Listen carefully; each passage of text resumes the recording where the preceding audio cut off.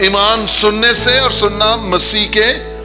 آپ کلام سن رہے ہیں، آپ کلام سنتے آ رہے ہیں، آپ کلام سنتے رہیں گے، ایمان آپ کے اندر پیدا ہو جائے گا، آپ مسیح پر ایمان لے آئیں گے، لیکن اس ایمان کو پھر بڑھنا بھی ہے، اس ایمان کی افزائش ضروری ہے، اس ایمان کو تقویت ملنا ضروری ہے. اور میں نے آپ کو کہا تھا 2 طرح سے آپ اپنے ایمان کو بڑھا سکتے ہیں. نمبر 1 دعا کر کے کہ خداوند ہمارے ایمان کو بڑھا، اور نمبر 2 آپ اپنے ایمان کو عمل میں لا کے پریکٹس کر کے آپ اپنے ایمان کو بڑھا سکتے ہیں.